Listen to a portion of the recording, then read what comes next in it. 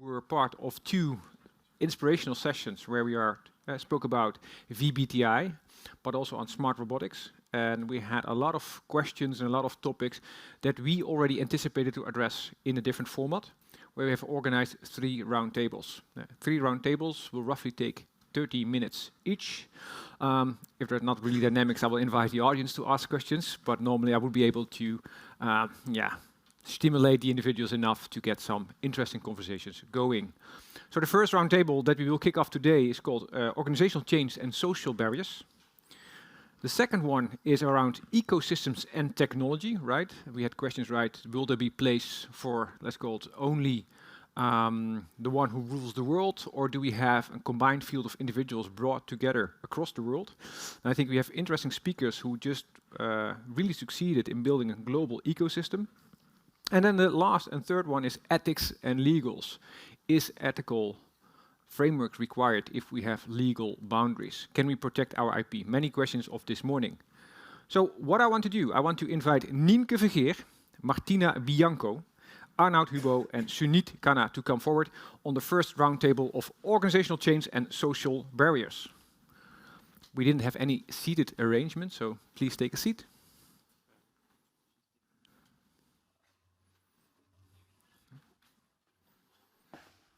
Good.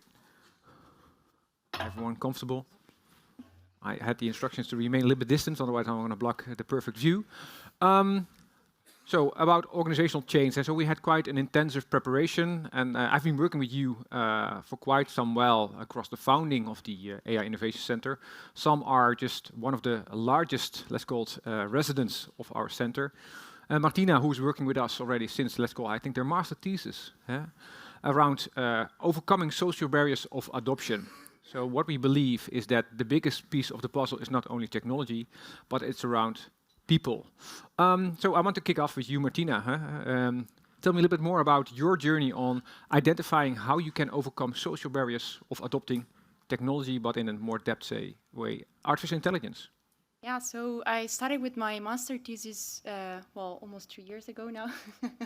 And the idea was that AI was a technology that was, on one hand, not really well defined. So when I started going into the literature, I started having questions, okay, so how do you exactly define this technology? What exactly is? And, well, I'll say unfortunately, but fortunately now, back then there was not really a definition. So there were a bunch of definitions and I could collect them, but they were not really agreeing on something. But I was quite glad to see a couple of weeks ago that the European Commission was able to, let's say, publish a glossary with all the terminology of AI so that in the industry in general we can finally agree on some terminology and stick to it. Because one of the first things is that there was no consistency. So customers, when I talk with customer, they were talking, okay, for me AI is an algorithm, or for me AI is something that they can learn from it. And when you would ask, okay, they can learn from it, but based on what? Yeah, we have data, but we don't know exactly how to use them. And unfortunately, this sentence was, I heard it many, many times. So I started diving into it. Okay, so why do you don't know your data? So what are you looking for? And I quickly realized that in the market there was not a standard way of looking at this technology. So the first step was creating awareness. So what is this technology? What exactly does it bring? Which are the benefits with it? But is it really the technology that is going to help you? Because not always AI is the solution. Maybe there are other technologies that can help. But one of the big issues, and I think it's going to be also the subject of today, it was trust. So a lot of customers did not trust the technology for many, many reasons. One's for security, others for safety. Others they were afraid that they might be taken over of their job. But other side was also internal support. So the company itself didn't support this technology. And of course, then there's resistance and it's difficult to bring it in. So I think I'm going to stop here. I don't want to spoil all the details. But yeah, that was a little bit in brief my thesis. Great. Thanks for your introduction, by the way, too. So what I get from it, you said something about a common taxonomy. You said about bringing awareness if technology more specific, AI could be a problem to your solution. But Nienke, you are driving a digital agenda in Siemens, right? So you are confronted with organizational change. So if you have the right taxonomy, you have a quite common good understanding of what the problem is and if AI could solve it. Is then everything done and solved and you will have all benefits as Siemens? No, absolutely not. No. And if you look to the organization itself, we are really focusing on the market. So how are we going to help customers in this case do this digital transformation? Where AI, of course, is a big part of. And what we see over there is that a lot of people want to change and really want to implement the technology, and they start, for example, with a pilot, and then it crashes. Because it's how are you going to embed it in your organization? How are you indeed the social barriers? How are you going to overcome that? How do you make it part of your business model, for example? And this is really something where we see that a lot of industrial, in my case, companies are really struggling with. And what is that one thing you have added to your approach helping customer in that transformation? Now, it's not only about technology, it's really about the people and the organizations, really helping them to change and also adopt it and indeed trust algorithms, because it's hard to do that because they are used to, if you look for a factory, for example, when something goes wrong, for example, within a robot which is driven on an AI algorithm, it can go wrong really badly. And do you trust the machine or the algorithm to be safe in this case, for example? So safety. Also, yeah. So Arnaud, product cluster manager of ASML, and I think a well-known, let's call it, advocate of AI in this region and beyond, right? You have solved and tackled quite some issues and still working on solving issues around, let's call it, leveraging AI in the product of ASML. ASML is a very high-tech oriented individual, a lot of research and development, very much skilled individuals. I think it was very easy to get AI working in the product of ASML, right? Of course. It was easy to prove what doesn't work, that's for sure. Yeah. And I think that's because the industry is hardly rooted in hardware and physics, and our customers don't care so much if something works, they care about why does it work. We need to be able to explain why it works and why it's important, because if you can explain why it works, you can also fix it when it's broken, and you can improve the design when it's not working the way it should. And with AI, it's very difficult to do that, because especially the data-driven part, so the machine learning part. So even though the accuracy was there, we couldn't explain why it was accurate, so they say, yeah, sorry, go away. So it forced us to rethink the way we applied AI, because we used to do all our physics tricks up front and then feed it to a classifier, for instance, and it would label things as good and bad. But that is the part they hated the most, because then you can't explain why good is good and bad is bad. Oh. So what we did is kind of reverse the logic and say we apply our physics tricks on top of AI. So AI enhances a bit the data we have, and then on top of it we apply physics. And then you can explain why good is good and bad is bad. And that is how we finally managed to make it work. So the question raises, right, so okay, it's evident that what you have being brought forward in ASML brings a lot of value, brings quality. Was it an easy adoption by the customers, or even did you get it internally sold very easily? Or was it like, now we have Arnaud who does some wizardry somewhere in the back of the engineering department, and now he's bringing a lot of value to the company? Yeah, that's a good one, because what you see is, if you see it from the data science perspective, you want as much data as possible. So you want data from the worldwide fleet, so all the machines running in the world. And you go to customers, you knock on the door, give me your data, give me your data, give me your data, because if you give me your data, I can learn about all the machines and just give you a very good solution. And they say, why should I do that? I say, well, because then you get a good solution. And I said, well, guess what? I'm one of the top tier 1 manufacturer. I own, I don't know, 30% of all the machines you produce. So, and then there's a small guy here, somewhere in Asia, who owns 10 of the machines. And you say, by putting the data from everyone together, you make a super model. But actually, you train your system, most of it is coming from my data. So you are basically giving my competitive advantage to this small guy. It doesn't work like that. And by the way, ASML potentially sees a commercial opportunity arises by harvesting that data. Yeah, but I think because the semiconductor is a very niche market. I mean, there are lots of money, but very few players. Exactly. Yeah. So I think this is the beauty of it, is that's always been built on a win-win model. So every solution that goes to market, we basically split the value in half, if I simplify.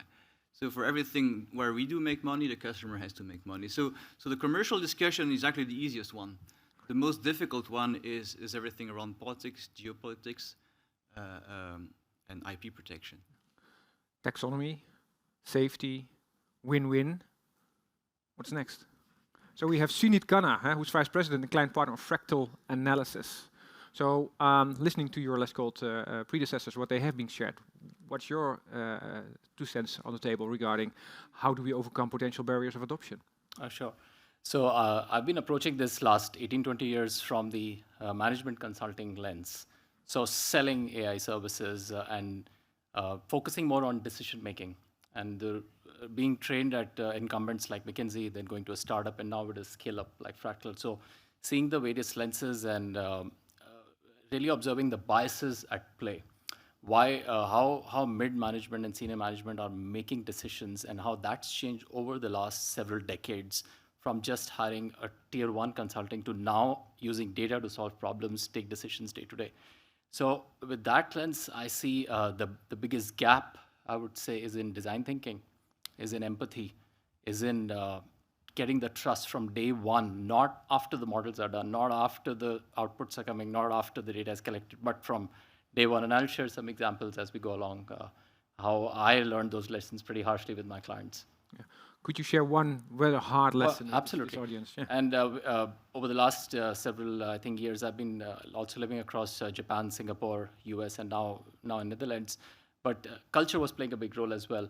And in Japan, when we helped a client with the retail inventory reduction problem of something as simple as magazines in a retail store, and everything was very nice sounding with the models, etc. But the merchandise department and the supplier of the magazines got hold of me and say, hey, that's all great.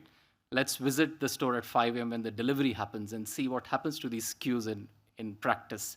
And now let's see how your model takes care of the mess that's happening at 5 a.m. when it comes every week. How will your model address that and those behaviors? How the store manager deals with these SKUs when they arrive, and where the losses happen, where the wastage happens, where the over-reporting happens. Then let's talk the cool data science jargon. Yeah. So what gives me is like know your customer. I think also what I know brought forward, and know your customer, know what they need, what they try to protect. Spend a day in the life of that end user. Yeah.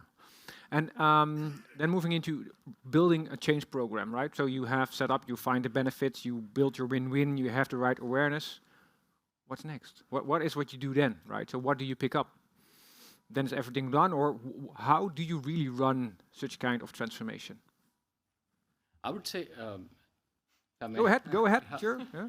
I think there's a lot of behavior change to be followed through, and it's only step one where they agree that something great is going to come out that will help them decision making in ordering supplies, better forecasting, or so forth. But still, you have to follow through to make sure. Are they going to adopt this new system that you're giving them? It could be as simple as a Power BI dashboard. It could be a complex decision recommendation system. It could be anything, but they got to change the way they work every day. And that can take months or quarters. It varies, but taking them along is a journey which has to be also focused through. Good. I want to zoom in on one thing you mentioned, desired behavior. And I saw you nodding. So Martina. Yes, it's you definitely don't want to push it because then the first reaction you will have is resistance. So I do agree both with Sunit and what Arnoud said before. So on one hand, you need to explain to them why they need that. So if you're not able to explain why would they benefit from it, then why are you even doing it in the first place? But at the same time, I can argue that it's difficult because they sometimes don't know themselves what they want. And it's up to you to really understand, okay, so this is what the customer would like to achieve. Is it how I envision it? Yeah. Is the customer envision it in the same way as I am? If not, how can I bridge that gap? How exactly can I make him aware of the benefits, but also of the challenges? Because then challenges translate into risks. And that's most of the case sometimes why projects fail. And sometimes it's good that project fails because then indeed you can learn what not you should do.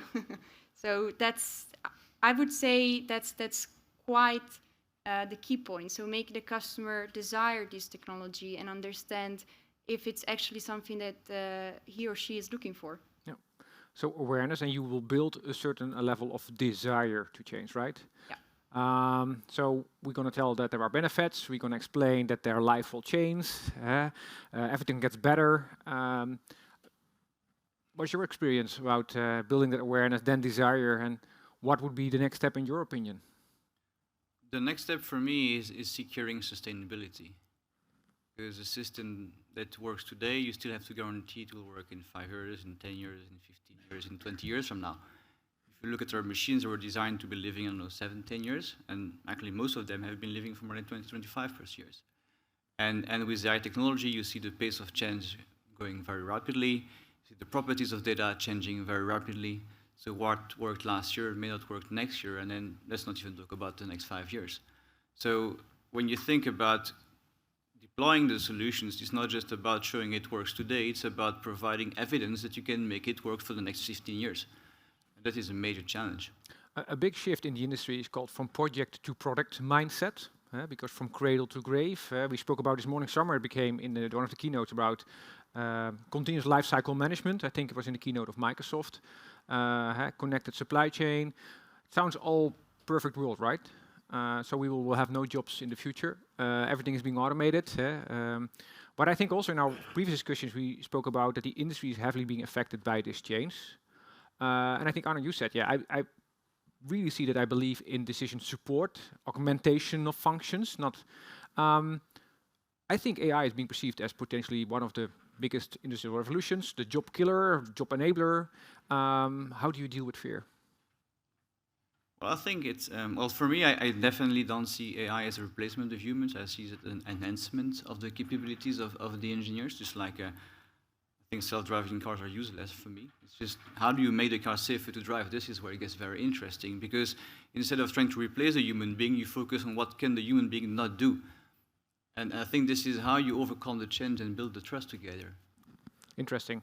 What I felt myself when you were talking, yeah, it will not be replaced, it gave me more confidence, or more open about what potentially the impact could be of AI.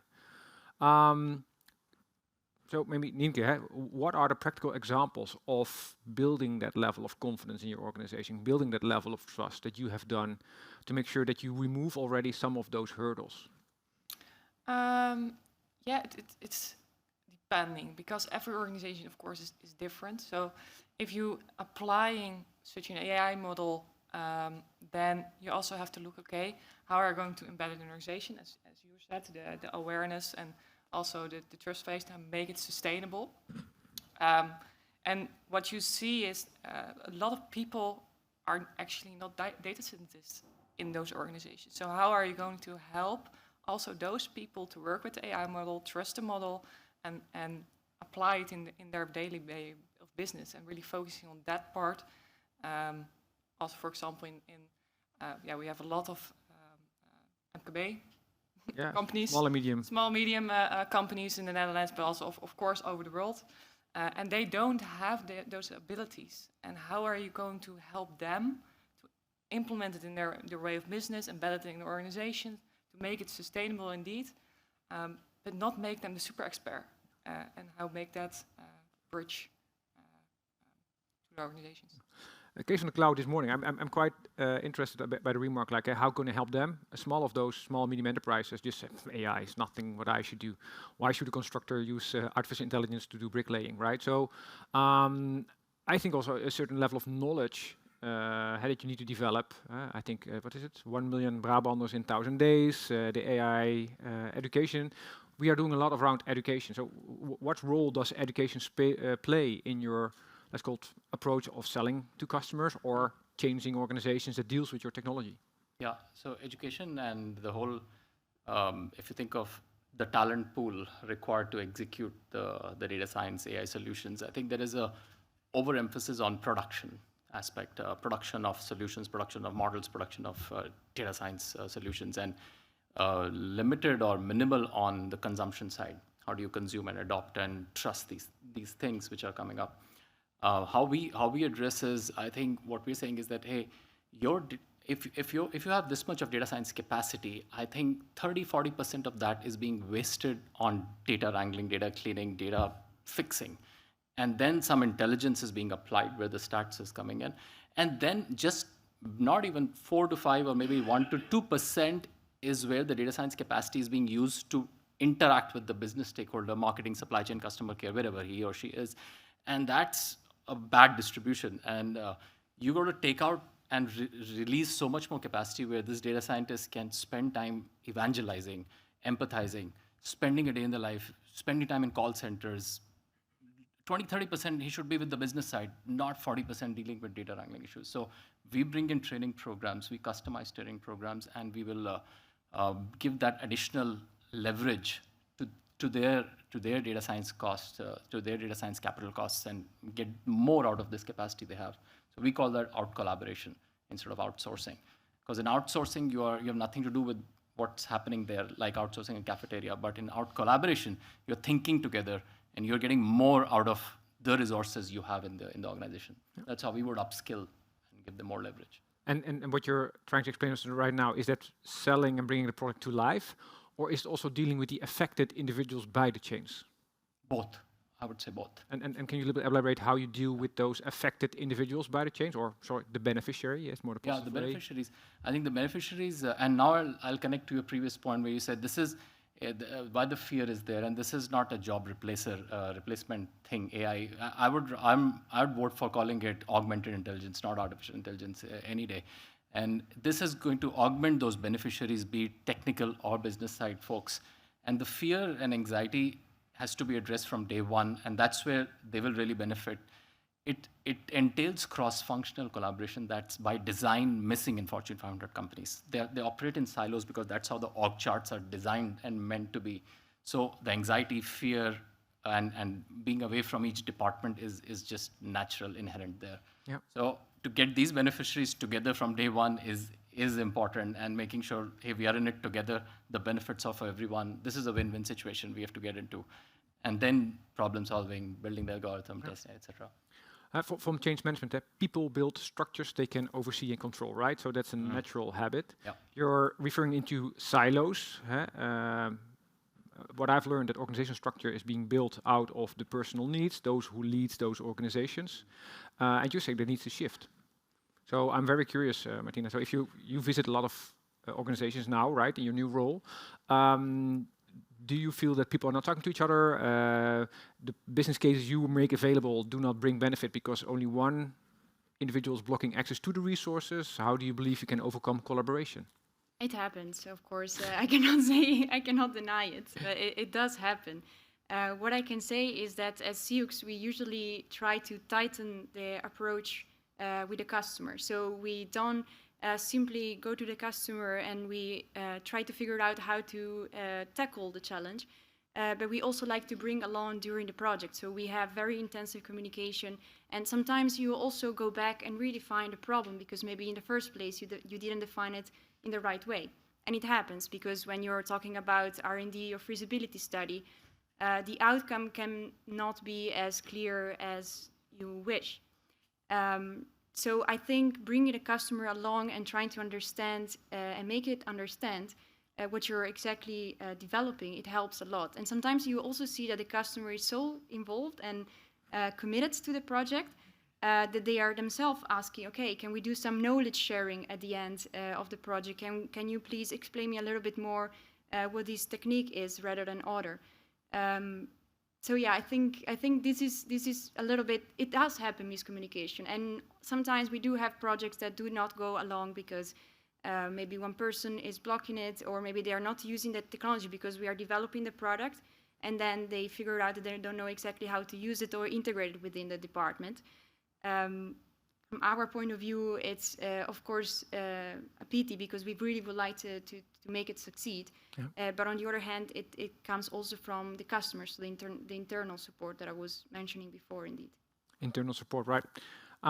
We are nearing our end of the conversation, but I have a final question that I want to know, right? So Martina is really mentioning that there are collaboration issues, right? So and I think the solutions that we are building with AI requires over silos, multiple stakeholders, multiple personas on the table that just need to merge together because you said it's merging the world of physics, mechatronics, and somehow you want to augment that and help them to overcome. So what is that one thing you believe that really helped you to succeed in this journey of bringing all those groups together?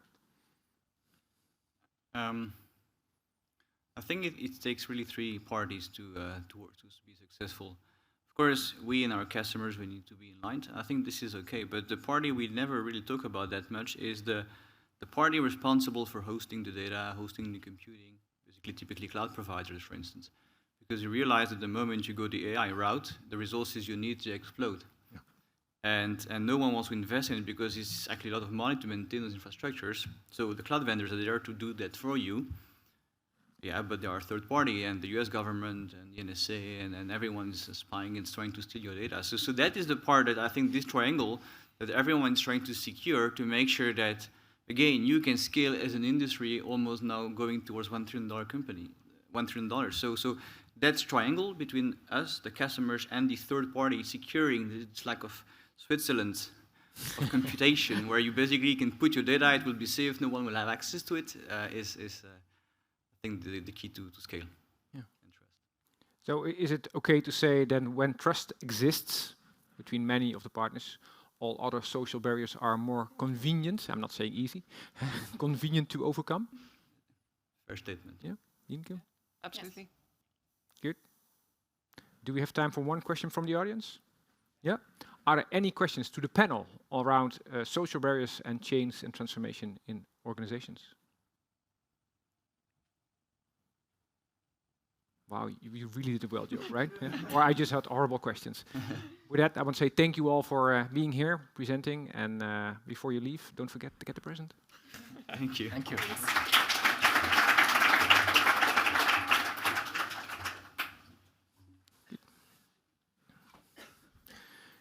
So with the next roundtable, we're going to talk about ecosystems and those not trustworthy parties on providing technology to those ecosystem partners, or do we trust them? So today we will host a roundtable on ecosystems and technology, and I would like to invite Fabrizio, the CEO of Accelera, coming forward, Daniel Telgen, CEO of Cboost, who has been mentioned many times already this morning, right? And then our own Paul van Son, who is driving the innovation agenda of the High Tech Campus and founder of the AI Innovation Center. Great. Awesome to be here. Oh, we have even three microphones now, right? Great. Awesome that you be here, right? I want to kick off with you, Fabrizio. What a news. What?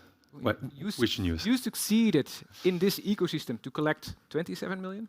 Yes, we just announced our Series A of 27 million, which brings the total money raised to 36 million in 15 months. Yeah, it's good. It's an important step for our project, which actually is all around the ecosystem since day one. Yeah, maybe quick to share that Fabrizio, I met Fabrizio 4 or 5 years ago when he tried to get less. A little bit less. Okay, so you're very young. So 6 months ago, that felt like 3 years, where you were trying to get on the agenda of some of, let's call it, the industry leaders in this region. Yeah. And I'm just surprised where you are today by just bringing in 37 million to the table while working in an ecosystem. Yeah, exactly. I think that the ecosystem was the key of raising money because the investors made a big bet on us. We don't have a product yet. We're going to announce it next month. But they bet on something, that is the team. We could scale from 0 to 88 people as of today, 38 PhDs, in 11 different countries, main office here in the AI Innovation Center, which was my first choice. Even before actually getting the company, I reached out to Paul with my dream, my plan, and everyone was a little bit skeptical. But the ecosystem is the key because the core team of Accelera AI comes from people from Intel that were working here in this high-tech campus, IMEC, which has offices here, and in Leuven, and IBM. Then to realize what we did so far, the ecosystem was the key, and is still the key of our future. Because what we are doing is developing a platform, an AI platform, which wants actually to solve this problem of SME, which wants to deploy AI, but they don't have access to affordable technology, the right knowledge, and we want to make it easy, simplify this, designing a chip, cardboard, and a software stack. But eventually we end up that we don't want to solve a problem. We can't solve the complete problem. AI is very market-driven, application-driven. You need experts in each segment, and then the ecosystem play an essential role on our future success. My technology can be the best, right? I can build up the best car, but I need a driver. Yep. And the driver is typically an independent software vendor, a company that wants to solve a specific problem. And what we are trying to do is give the tools to this company. Then for us, the ecosystem is the key of everything, and I always try to connect with everybody. And if you want to connect with me, please connect. Because yeah, you never know. You never know who will meet and where you are going to end up. Thanks. Paul, our own Paul van Son, the AI Innovation Manager. Hey, while we were prepping this session, and we have been working on how to become the orchestrator of the AI ecosystem in the regio of Brainport, and you're driving the high-tech innovation agenda. So what's your view on bringing the ecosystem around this region forward? Yeah, so this is an interesting question, and actually the key question that we had when we embarked on this journey of setting up an AI innovation center and what this should contain. What we see, especially of what we saw, especially during COVID, and not in our experience, but what we hear from our customers, is that especially adopting new technologies, setting up new innovation projects, etc. This requires really physical proximity, let's say. So we need to be together physically in a room to work on new projects, new innovations, to get this really started. So for instance, the CFO of ASML, during one of the sessions a few months ago, said, we will feel what COVID has done to us in 5 years from now. So not now, but in 5 years, because we will lag behind on innovation because our people didn't come together for 2 years, roughly. So then we had this big challenge, and we noticed from surveys we did and interviews we did with key stakeholders that there's a very big demand for knowledge, talent around AI, because we're very strong at high tech and manufacturing and mechatronics. But we wanted, on top of that, we have to, as a region, have to put a layer of digital technologies and skills. So that's the big challenge that we had as a region, and that's where we came up with the idea of setting up this AI Innovation Center, where we bring together basically this ecosystem also in a physical environment where we can host this kind of events, a lot of session around the technology itself, but also about the previous topic, how to overcome these social barriers, etc., etc. And that's where we as High Tech Campus think we play a big role, or we can play a big role in boosting the adoption of this technology. And so did we. Thanks. But I want to ask then the residents. So we have now 13 residents as part of the AI Innovation Center. For Accelera, one of them, and the others is C-Boost, right? Yes. So Daniel, welcome. Great to have you here. I know you're working on a lot of, let's call it, very interesting use cases, and I was extremely surprised in every question people refer to, yeah, but we are working with Daniel, and Daniel had an idea, or his team were working with. I also got to know that there are a lot of now joint initiatives as part not of the AI Innovation Center, but with the community itself. Yeah.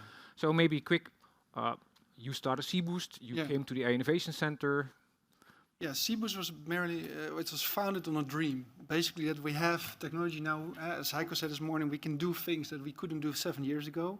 And my dream was to use that technology in the real economy. So like for street workers, for caretakers, so take it out of the corporates, the IT sector, the Googles, and start to use it in physical, real things all around the world. That was my dream of C-Boost. That's why the name is Cyber Physical Change.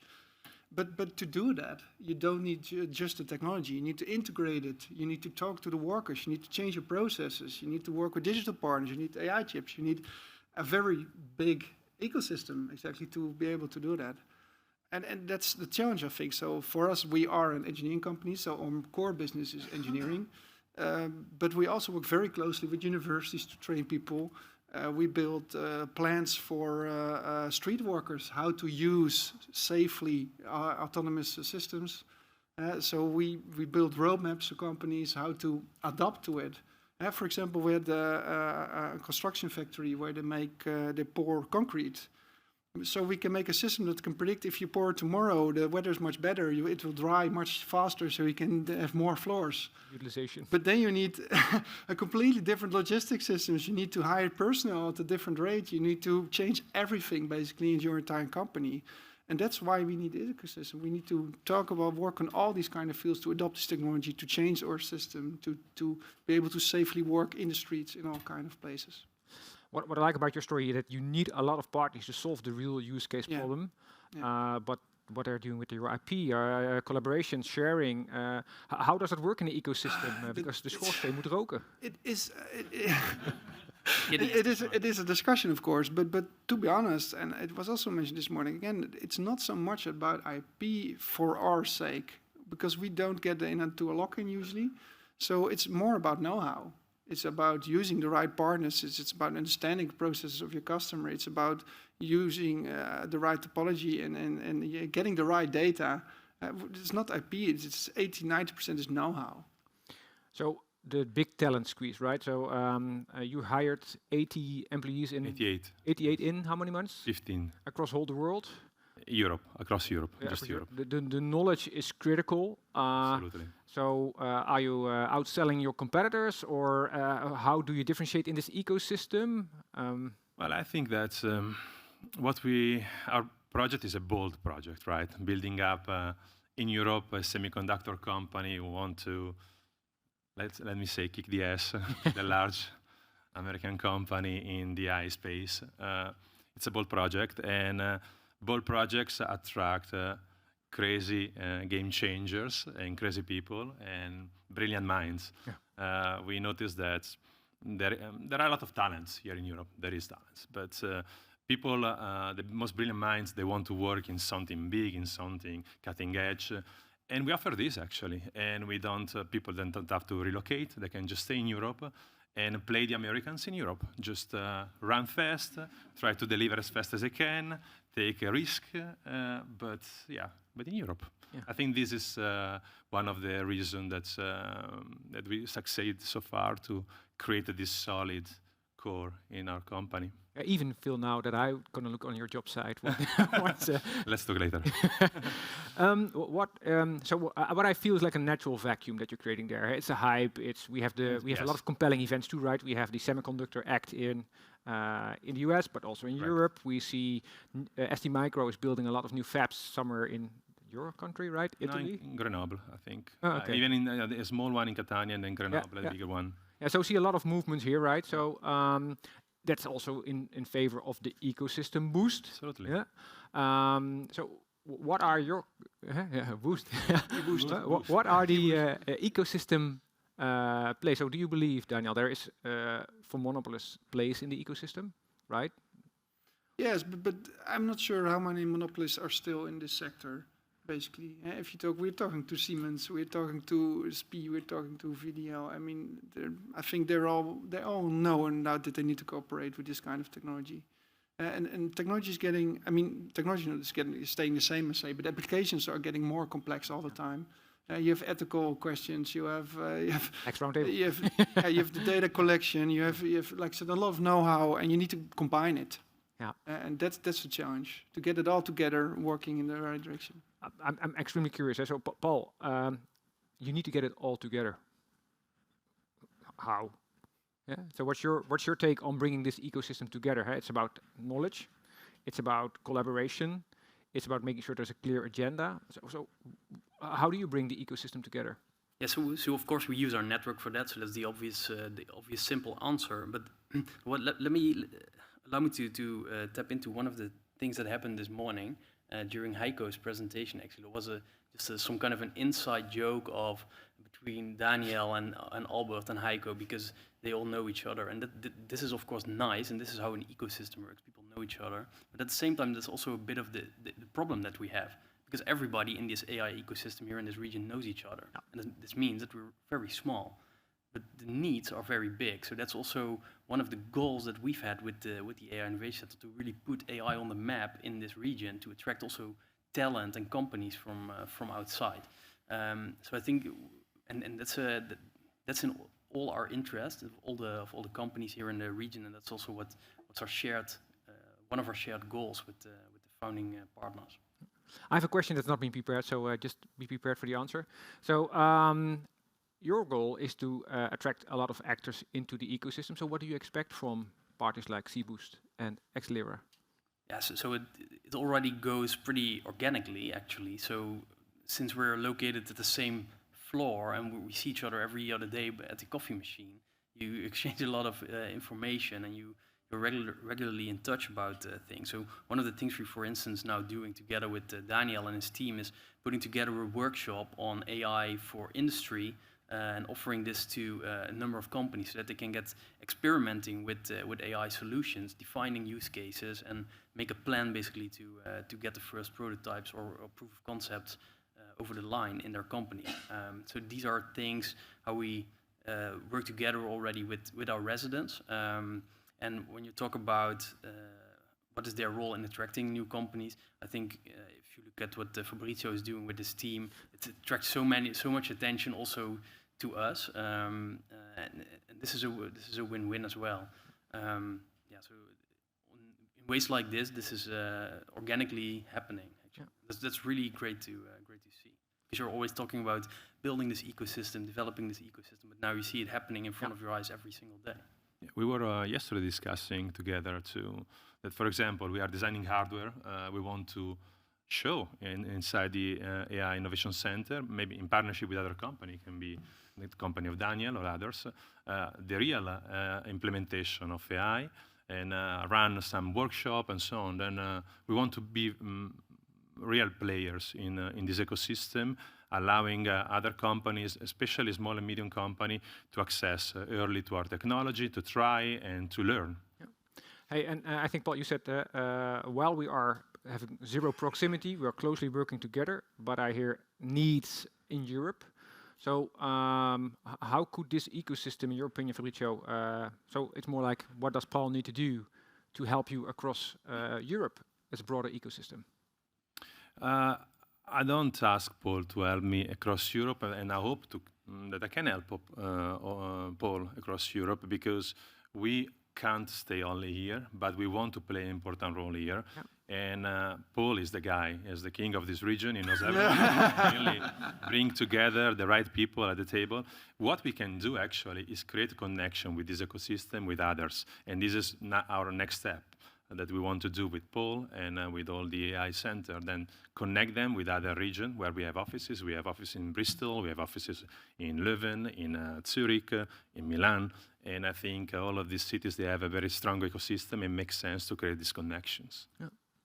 So ecosystems of ecosystems, right? Yeah. So moving in, then we still have technology to cover, Daniel.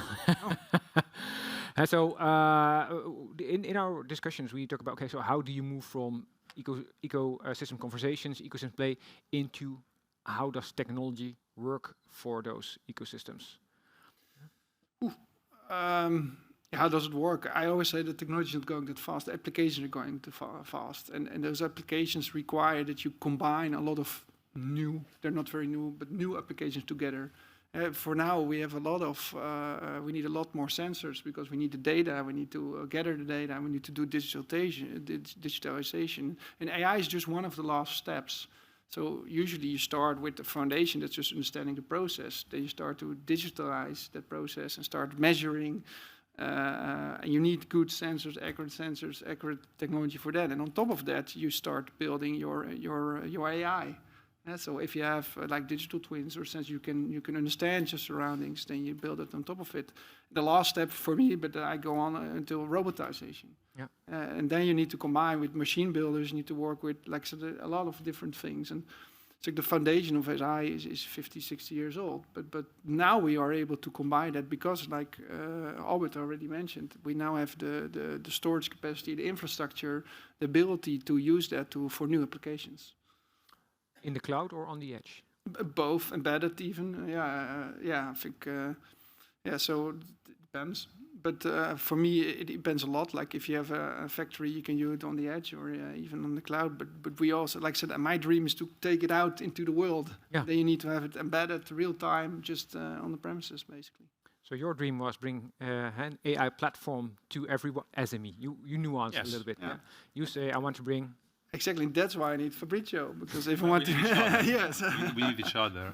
And if I look about the ecosystem, there are companies like his company, there is an XP, which is actually not my competitor, but it's a partner for me because my hardware works with their hardware. And there are companies like Signify that are actually potentially end user of this technology. Then there is really potential to build up great things in AI. Yeah. I think we can really make a strong impact just partnering with the company here. So I realize that myself as a huge, let's call it, supporter of ecosystems.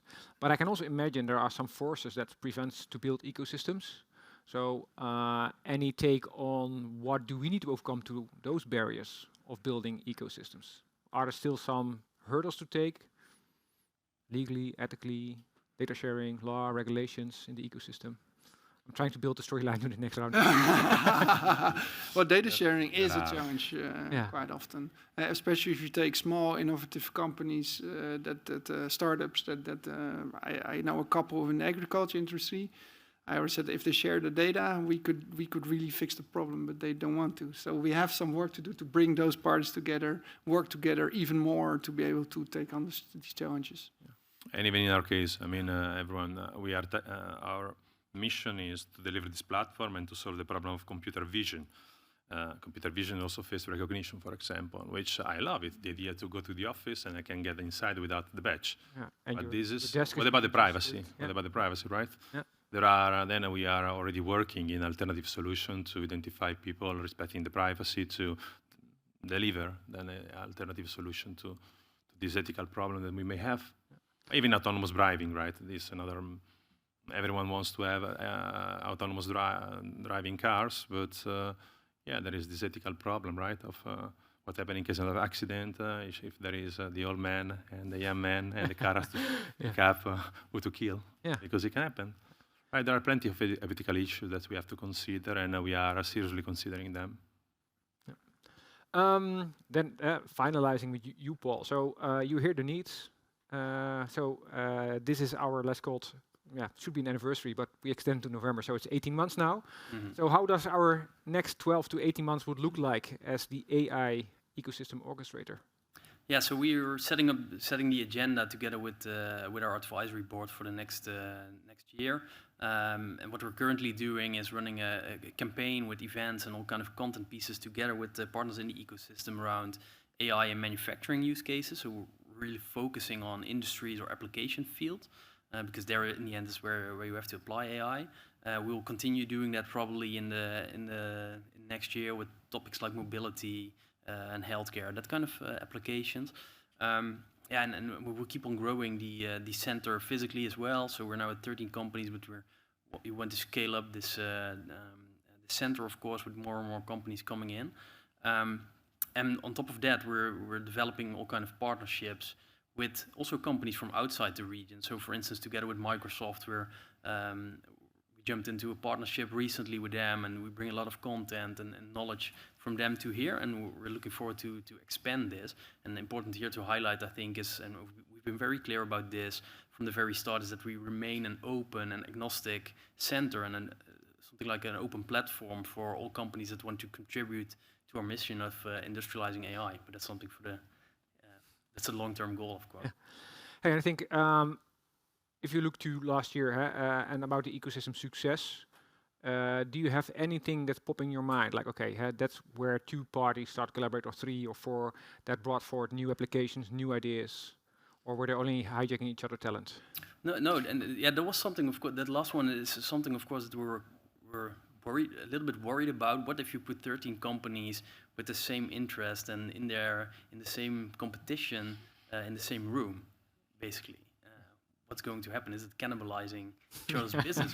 And it's actually quite surprising that with this mix of companies that we have, it's not happening at all. So I think Daniel will probably be in some tenders with other companies in the center sometimes. But I think it's going just fine, and you see that now especially after the last lockdown was raised. You see that companies in the center are collaborating, but they also bring in a lot of companies from outside, and there you see interesting new projects popping up. And definitely what Fabrizio also mentioned, how can we leverage also the physical infrastructure of the center to show demos and make proof of concepts with the technologies that they're developing. And that's one of the things for next year, I think, that we dive into.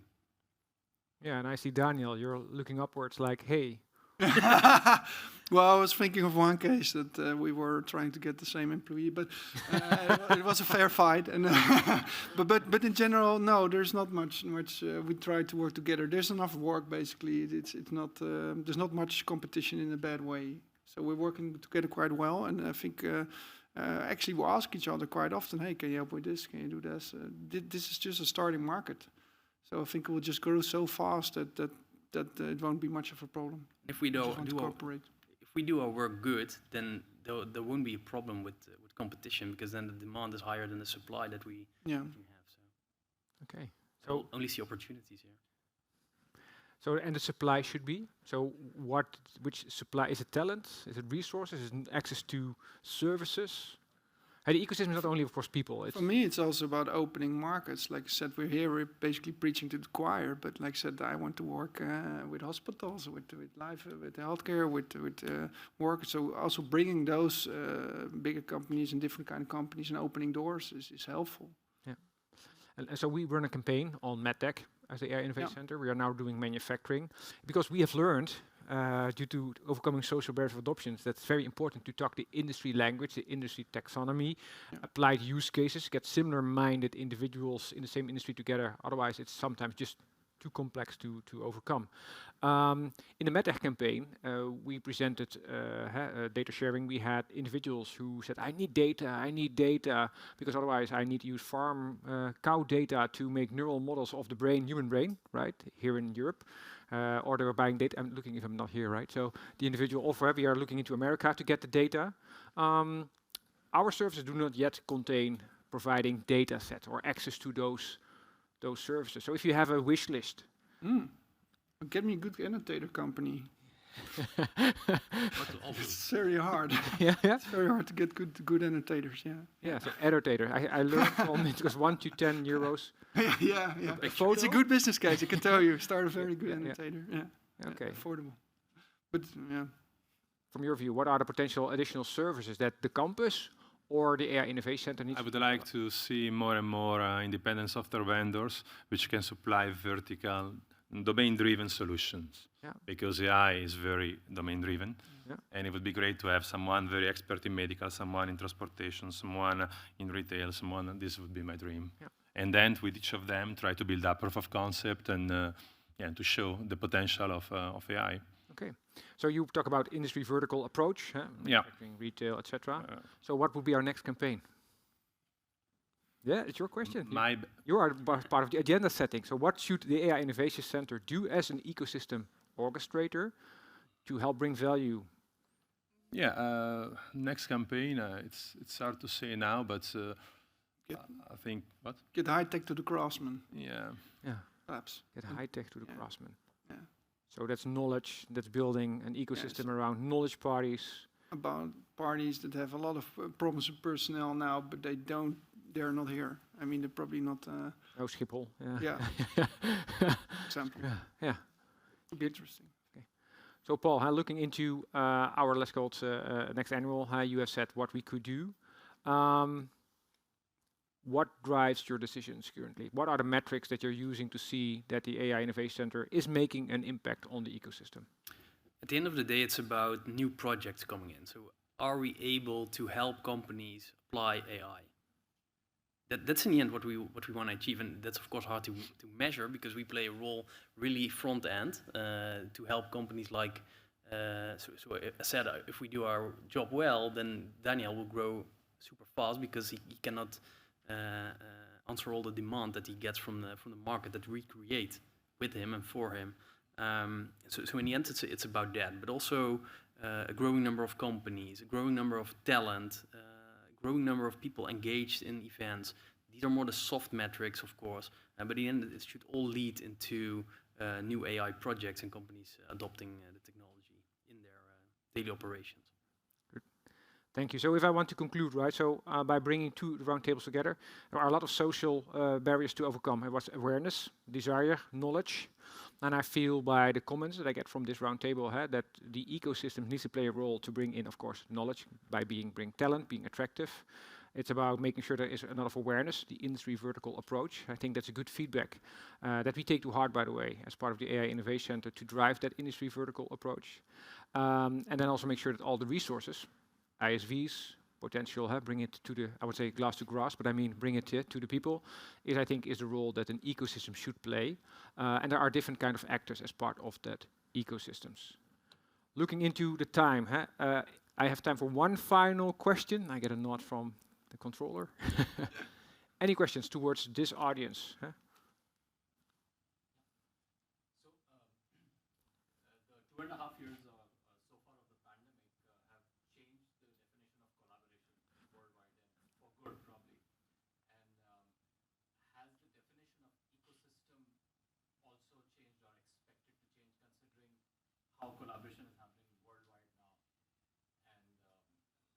and considering time zone barriers have shrunk in the post-pandemic, we can call today post-pandemic. So would the definition of ecosystem word also evolve? I got the assignment to repeat the question, so I'm going to try it, right?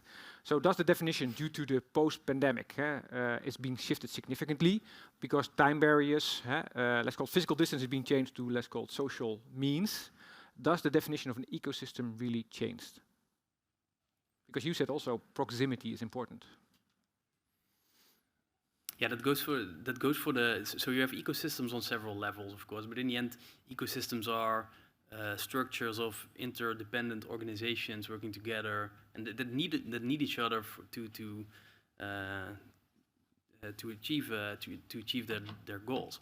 I think for the regional ecosystem here, it's still very important, since we're now talking about adopting new technologies, that you can get physically together to get inspired, get acquainted with new people, new talent, get new insights, etc. For insights, of course, you don't need to be physically together, but to build a connection with your next supplier, with your next partner, I think that will still be very important. But of course, teams are, and Fabrizio already mentioned this, teams are distributed all over the world, especially in big companies. So, but I think it's how you look at ecosystems, and there's of course a lot of definitions. But yeah, so I don't see a very big change in that sense in the definition of ecosystems, because yeah, you can use it. It's also something like a buzzword that's used for everything nowadays. But yeah, but that's my take. I don't know. No, I think it's not a big difference. It works two ways. I mean, sometimes the proximity is important, but also, yeah, you have more access to others internationally and on a distance, so it balances out more or less, in my opinion. For us, it evolved. I mean, from physical ecosystem, we become a mixed ecosystem, also virtual one, right? When you connect with people that are several thousand kilometers far, and it was great for us because it allowed us to hire people that probably before the pandemic would not even join us, consider, because we were not local. Yeah. But now we are used to even work remotely, and it's great. But I see as an expansion. Then physically, we want to have multiple ecosystems in different countries, but virtually connected, right? Yeah. Not physically, but virtually connected online. Then it's great. Great. Good conclusion. With having said that, I want to say thank you to this panel on ecosystems and technology. So thank you guys, and thank you so much.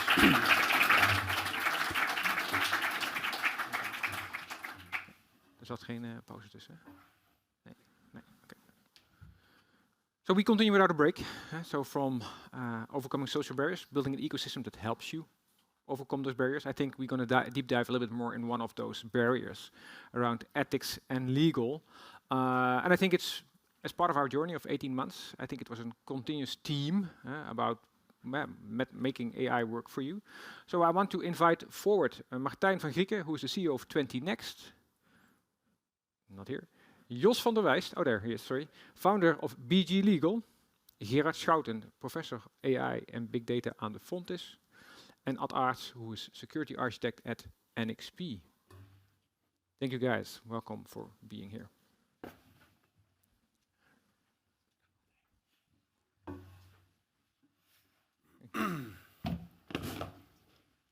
I would like to say eventually, bringing all those smart minds together on, let's call it ethics and legal. And I very need to be honest that I didn't really got the difference when I started this journey of driving, let's call it technology innovation.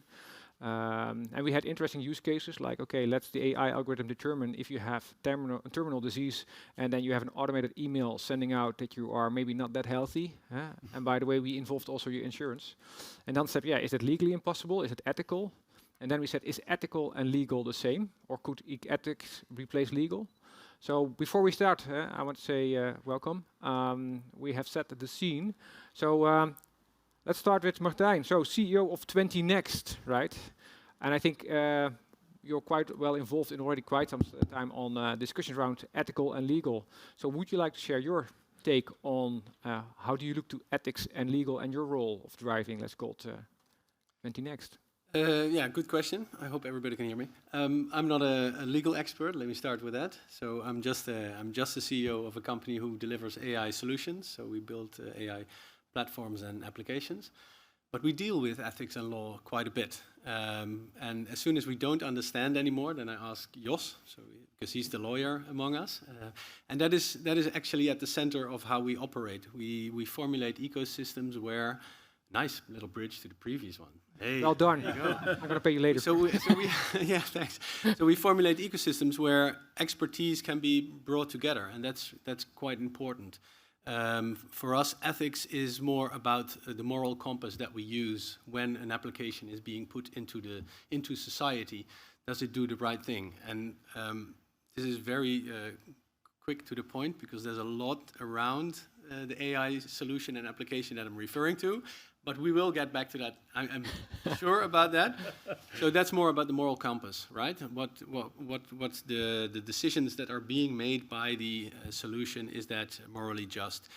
Law is about, is it written in the law books? Is it allowed to be done? And Jos is probably gonna you give a quick bridge. I was building it myself in my head, but I don't. No, that's fine. So what I get, what Matthijs said, yeah, if you have, I'm gonna exaggerate a little bit, so not take me too serious, right? So if you have good ethics in your company, you don't need anyone to understand the law, regulations. You just make sure that everything do good, right? Well, lawyers are trained to identify risks, and ethical issues are a challenge for lawyers. Because, for instance, ask a lawyer to review an employment agreement, and he will do that and read the lines and read what the text, what does it say? But when you ask a lawyer, does this way of working, is it conform ethical norms? Well, that's more difficult, more a challenge for us. So that's also one of the problems when lawyers are confronted with AI applications.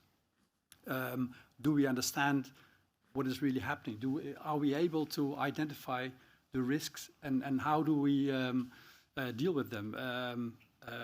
I train my colleagues with find a way to say yes. But a lot of lawyers are trained to put red flags, and okay, then it's up to you. So that's a challenge with when involving legal, when it comes to AI, which also has ethical aspects. Interesting. But then we move to the field of education, right? Yes. So I think you need to move your microphone a little bit closer, yeah? Yes. Okay. Otherwise you're gonna get signals from technique. Thank you. Hey, you educate AI, big data into applied world, working with the students. Yes. What about your take on being ethical? We always say, there's a saying in Dutch, right? Never do something that you won't do to others, or other way around. You get my point. Yes. So how do you look to ethics and legal? So how is that part of your, let's call it curriculum? Yeah, we educate basically the AI engineers of the future on the one hand, and that are basically the people, it was mentioned already in the first panel. So there are a lot of data scientists really working on building smart models, but we educate the software engineers that can handle the data, store the data, do the cleaning, monitor the performance of the AI, and part of this education of the AI engineer is also taking into account legal and ethical issues, so this is explicitly part of their curriculum. Yeah. But we also educate, besides the software engineers of the future, which are probably working in the AI field, we also train the AI translators that can work in companies that's more broad, helping to adopt AI for the company. What if we buy in some AI? How should we judge the package that we buy in? And that kind of stuff. So we have basically two streams. Two different so to streams. speak. Yeah. Right, so I'm very curious about, are there specific ethical use cases that you put in front of your students? Yeah, we have a framework, kind of framework with 10 questions, basically what can go wrong questions. So can you do anything else with the data that you collect? For instance, is one of those questions, besides the intended use. I have a beautiful case with, we also do a lot of applied research projects, and we try to give those cases to students. We run a case together with Naturalis on recognizing wildflowers, for instance, on roadsides, to measure part of biodiversity, which is not very much of interest for the large companies right now, but can be very important for society. Yeah. But when we find rare flowers, you should maybe not expose those locations to everyone, because there are people, if a lot of people go there, then the flowers are gone. Yeah, yeah. So that is not that's just one example. But if we have, of course, in the area of healthcare, we work on projects with personal data, then it's, of course, very sensitive. And yeah. Thank you. Moving to Ad Ars, so security architect of NXP. I'm very curious because my innovation heart says, all those ethics and legals makes it difficult to innovate because give me the data and I found a new use case. And I know by heart that NXP is doing a lot of research and development. So how does, for example, NXP works with legal and ethics around product development, new innovation, and collecting data? We are an engineering company as NXP. And on your original questions, I have 3 things to say. If you have an AI system, it's like any other system, garbage in, garbage out. So you need to curate your data set. That is where it all starts, and it must have been said before. Legal, as NXP, we try to make sure that we are not responsible in that sense. And we shift the responsibility to whomever uses our chips. That is what any big company will do. But we try to assist the users in that. And especially with an AI system, it is generated by a machine. You have no copyright, end of story. If your API is open, somebody steals it, with adversarial examples firing at it, within 10 minutes, they have stolen 1.5 years of work from you. What can you do legally?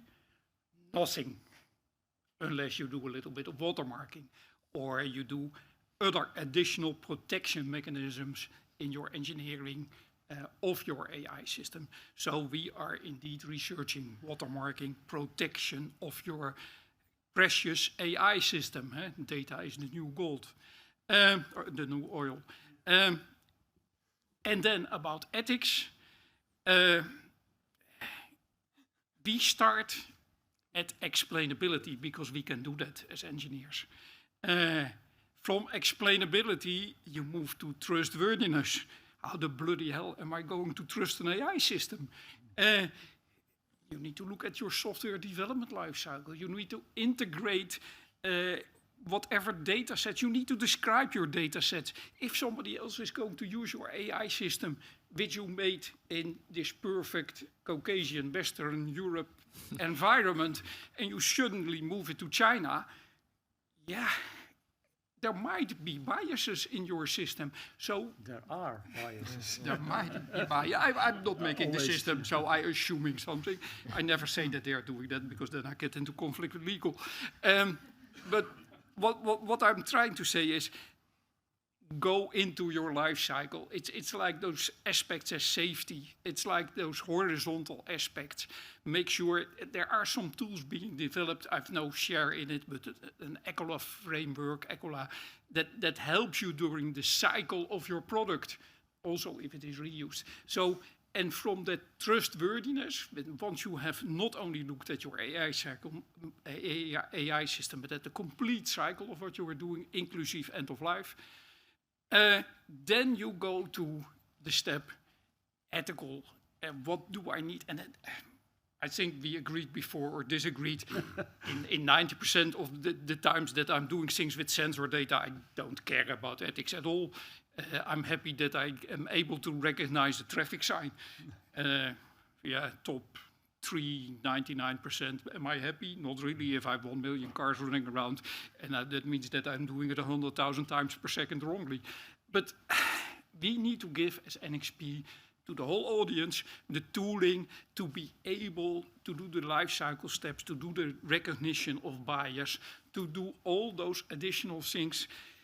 And then I get to our first speaker. Yeah. Let's pray that we have some common sense and that we have some individual responsibility. So thanks, Remy. I think it's very extensive, by the way, but also builds a bridge to Martijn, because we were somewhere March this year, we were on stage discussing MedTech, where you were working in an ecosystem to build a joint product, where you built the algorithms to help female health to improve, right? Yeah, personalized medicine. Yep. Yeah, personalized medicine, decision feedback. Yeah, that's a lot of data, a lot of privacy. It's about safety. It's about lives. Yeah. We don't care about 3% of our data going wrong. How is that in your case? Yeah, I mean, I think it's pretty obvious. If you work in the medical sector, it's key. And we're not talking about the AI algorithm per se. It's much more. It's about everything around it. And it starts. You don't look at ethics at the end of a project. You take ethics, safety, balance, bias, everything into consideration during each and every life cycle of your AI development phase, especially if you're dealing with medical data, obviously, because it's very risky if it gets out into the open. So privacy is very important there as well. So every life cycle, every step that you make, from business development to gathering your data, to developing your algorithms, to testing your algorithms, to making it into software, to putting it into the organization, every step you talk to your stakeholders and you determine where the risks are regarding the data. And that is important, and that is obviously on the ethical and the legal side. The robustness, the privacy, the security, all the elements that we all know, and that's much more important than the algorithm itself. But it's way more expensive to build. If you don't take that into consideration, but then you can throw it away right away as well, because nobody's going to use it. So that's interesting. So you're saying no one's going to use it. So I'm curious, because I had two questions that popped up in my mind. Like, wow, what amount of work you need to do before you can really do something that makes sense or makes impact. Yeah. So very long development cycles, very long. So I guess we get to the heart of your question. I mean, do we trust AI or do we try to understand AI? I mean, we've talked about this previously, and I think that it's not that black and white. You don't. If you want to trust and use AI, you need to make sure that it complies to all the elements that for you as an end user is important to use it. And especially in healthcare, if you want to trust in an AI, then you need to make sure that the whole process of developing that AI and all the conditions around it are met. And yes, that is a lengthy process, and yes, that is a costly process. Yeah. But if you want to trust AI, and you want to use it, and you want it to be used by the end users, then you need to go through that process. There's no other way. What if your competitor doesn't, and his time to market, and his product is cheaper? Yeah, well, it could either be media, it could be a competitor. That will last a week, and then somebody knows that it doesn't comply with all the conditions that need to be met to safeguard your privacy, to make sure that it's trustworthy AI, that it can be used to give personalized medicine in this case. Yeah.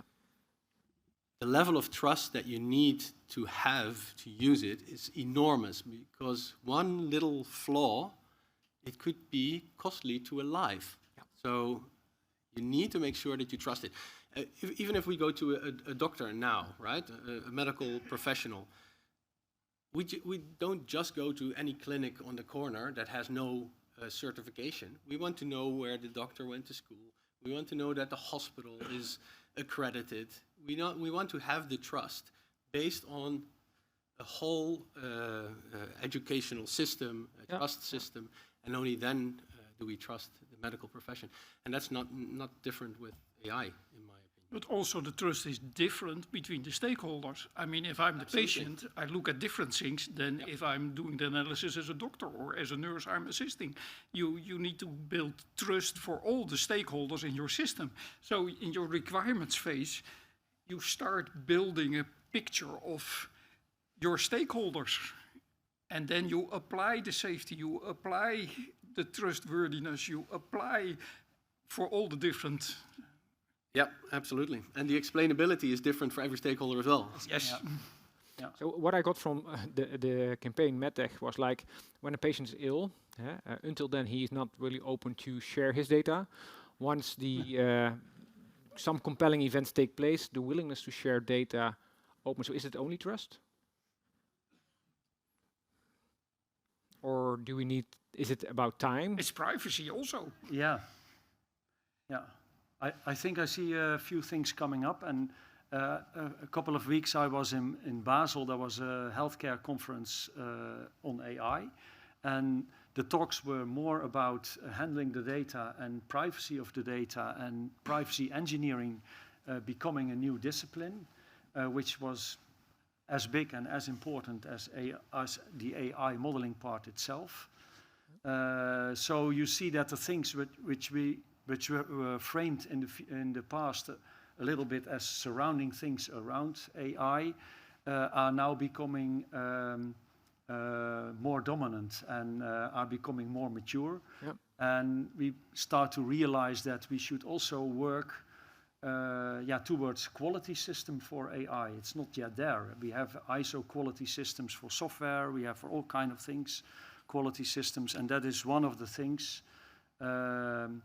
we want to work on.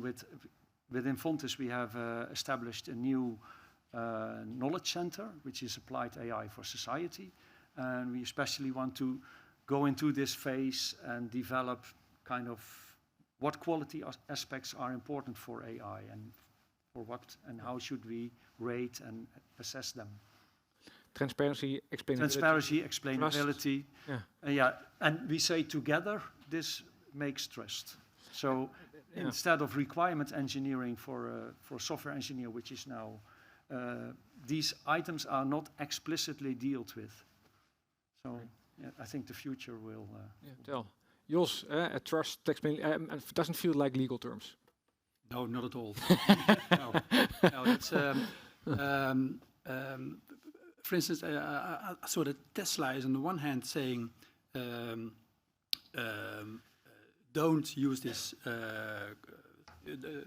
you are the driver, so you need to keep your hands on the steering wheel. Yeah. And on the other hand, they say you don't need, you can use the car itself, they can drive itself. Yeah. And that doesn't create trust, I think. And I think it is created by liability issues. And that's from Europe we're getting a new legislation, not only the AI Act, I think most of you know the AI Act, but we're also getting new directives on product safety. Because this is regarded as part of the product safety regulation. And one of the directives is on the liability outside of contract. There's no contractual relation, and you have damage caused by an AI system. And the directive can results in shifting the burden of evidence. When for certain AI systems, the one who creates the AI system, when he doesn't, when he's not able to give the documentation regarding the compliance of the AI system with regulation, then just like in medical issues, the burden of evidence shifts, and then the AI developer, he has to prove that the AI system was compliant. That makes it more easy for when someone has damage caused by an AI system to hold the developer liable. This kind of new regulations should make it more easy and more clear what liability issues are, and should help in creating trust in the AI system. But from a legal point of view, trust, that's, well, Yeah. that's Yeah. difficult. Yeah. That's difficult. But in Amsterdam, they are hospitals in Amsterdam. They have created an agreement based on trust, and based on that agreement, the hospitals share not only health data, but AI developers can use that agreement to get their AI application in the hospitals. But it's based on trust. And that's that would be that's a new development, and if that is used more often, then it would result in AI application in health to make it more easy to get used in healthcare. Yeah. But there is a very thick document on AI, trustworthy AI guidelines from the European Union. Yeah. And it's very thick. I don't know it by head.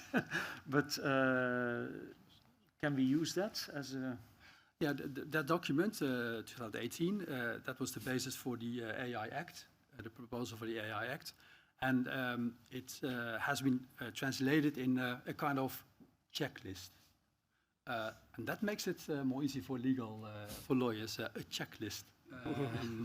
So I think some of you mentioned compliance by design. I think it has to use compliance by design, especially for high-risk AI applications.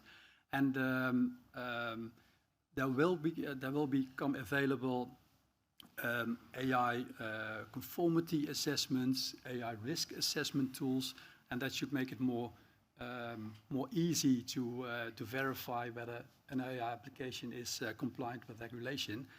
I only hope that that kind of assessment tools will be easy, accessible, not cost a lot of money to use them, because then you can get, that's what some of my clients ask, where can I get a seal of approval for this AI application? That's what I would like to show to my customers, and that's also internally it's easy. We would like to have something like that. So a seal of approval. That's but it's important what you just mentioned about compliance by design, and that is in relation to your cost component, because compliance by design means that you need to incorporate from the moment that you have an idea, then you need to incorporate it into your developing the AI. Yep. Because having a company come in after you've made your AI solution and you've got it in your company, you've got it running there, and you ask your company, hey, can you approve it now? That doesn't make sense. So you need to have it by design. You need to have from day one, you need to incorporate it into your whole process. That's the only way that you can make sure that your data collection is according law, ethics, etc. That it's non-biased or least biased. That it's representative, etc., etc.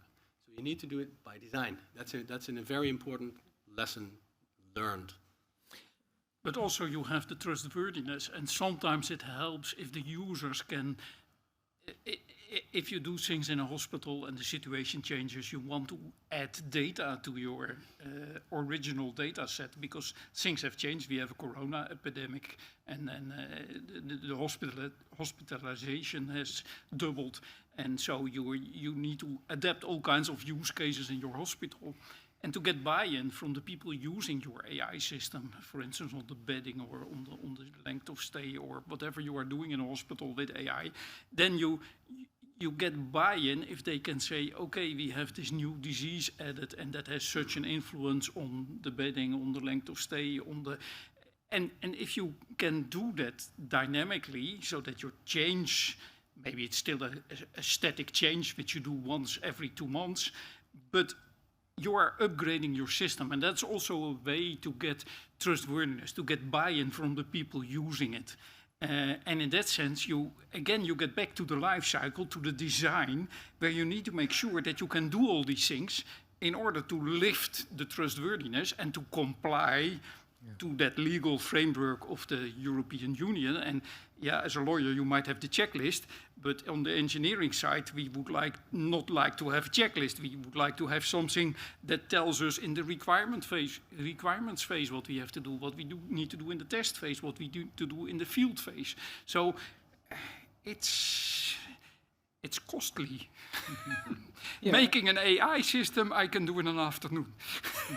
So nobody wants to use it. What I get from the discussion, right? And first of all, just to be very honest, when we were preparing this roundtable, I was thinking like, ooh, how do I going to fill 30 minutes of legal? But they do it themselves, by the way. What I want to... Jos could do that. Jos. So what I initially, the going was provocative on the question like, hey, you can differentiate by skipping all kind of ethical and legal frameworks. What I do know from the field is that all kind of regulations and frameworks on security, on physical security, on medical, on approvals that you need to, and the hoops that you need to jump into to get something really in life is becoming more and more, let's call it the standard. You can, what I get from my time, you cannot differentiate by just skipping because you will not be trusted. And trusted even you are not allowed to enter certain markets by, you cannot enter the market, you will not get the support, but you can also not enter the market due to that you cannot show empirical evidence that you have done everything from start to finish on the life cycle. Before, trust is two ways, right? Trust is on the one hand, do you have your certifications in place? Do you have your ISO, your FDA approval, et cetera, et cetera? That's one. Trust, the other one is the user, the end user trusting it. So keep them separate because that's a different type of trust. That's the usability trust, of course.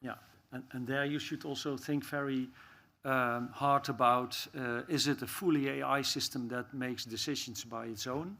Or should we have the human in the loop and frame it as an assistant technology? So that you should think upfront very hard about these things and interview your stakeholders about it and talk about and try out things. And maybe that will also shift over time once there is trust. But to gain trust, we have a research project running about explainable AI for medical image analysis. And there, the doctors, we frame it deliberately as the human in the loop to get it running and to get it adopted in the hospitals. Sounds like a good change management strategy. Yeah? Maybe. Yeah, unfortunately, if you change one bit, the whole set of weights and all the other stuff changes like hell, and my whole explainability shows something different. So, yeah, AI is not that easy. No. Regarding explainability, when I go to a doctor, I trust him. I don't have to know how an MRI machine works. When this doctor says we're going to do that, and I look at the outcome, and this is how I interpreted the outcome, I trust him. The same to a garage. I don't know. I can't. I have trouble opening my motor hood. Yeah. So I trust my garage. But maybe because they are already there for such a long time. Yeah, but the point I would like to make is I don't have regarding explainability. They don't have to explain to me how the AI system works. I want to be able to trust the one who is doing something with the outcome of the AI system, but I don't have to know exactly how the AI system works. Well, he jumped to all hooks of compliance, regulations, certifications to get to you. What important from a consumer perspective is that you are able to trust the specific supplier. Yeah. And get some good reviews that you've done a proper job. You know, all the people walking out of the garage are happy with their car being fixed. Trust. Yeah, but then still... One is wrong, oh, there goes the trust. But that's trust. Trust is what Google shows you as your score on... Yeah? I trust Google. I trust Google.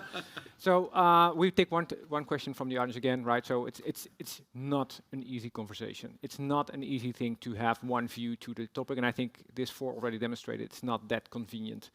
Trust is not legal, but we have frameworks that develop trust in Amsterdam. So interesting development. So I see. I expected 0. So you were the first. So please go ahead.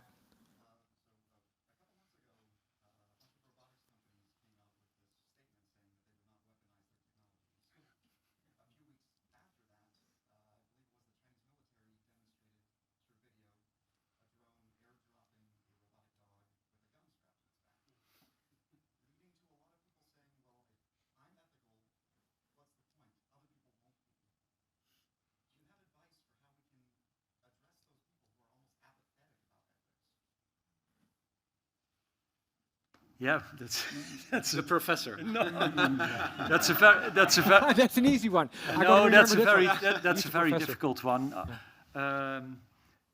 Then you talk about how neutral is technology, and I think technology is never neutral. You can have a knife and you can use it to save people's life if you give it to a doctor, but you can also kill other people with it.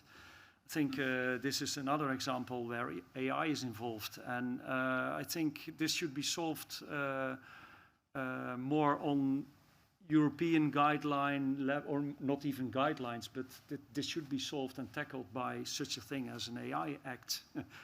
People and countries should agree on what we all think is humane. There's no other way around it. I guess. Let me then my share opinion. from this morning, I think also from the keynote, one says, we shouldn't mix up that if we're building houses with bricks, that an individual who uses bricks to kill a person is not the explicit use case of that specific, let's call it, solution. That's what remains. What I do know, if you look to certain acts and laws that are being developed in Germany around responsibility across your supply chain, total visibility, you cannot say, okay, I didn't know, right? You need to know. I think the smart supply chain rules and regulations that are being developed here in the region, that you have data available to be transparent. There are a lot of new developments in the field where you can see that it's completely needed to have end-to-end visibility. Does not prevent you to use specific solutions to kill an individual. Right? Yeah, In a slightly, sorry. Yeah, just a little add-on there from a medical point of view. I mean, obviously, if you build a medical system including AI, but even without AI, if you so what you do is you build your security layers around it as well. So as a producer or an engineering company, you try to make it as safe as possible, that from outside there can be no harm via your AI application into the world. This is a little bit different, obviously, but it's in the responsibility of the developer that you do whatever is possible to safeguard your solution. And that has nothing to do with AI. That's just security, securing your data, etc., etc. So you try to keep that safe, but once it is out of your control, then In addition to that, if you have, I'm still going to answer it, if you have watermarking in your AI system, then you could still prove that your system was stolen or misused by another company. And then you could take legal action. So I still believe in the capabilities of watermarking, which you cannot take away out of the system by simply copying it. You will copy the watermark with it. So in that sense, one of the areas where we are working as NXP is indeed in that watermarking arena to prevent these things between companies. But if the same company does it, yeah, then you get into ethics at a totally different level. So while I desire to continue, I got a clear signal that we are at the end of the round table. Just to conclude on it, right? So I was thinking, like, initially, legal ethics, really? But honestly, it's one of the most inspiring round tables that we had until now, without just trying to insult the others. But I want to say thank you to you for a great conversation. And there were a lot of questions in the room. So if you can stay a little bit longer, it would be awesome to answer those one-to-one. Thank you very much. thank you.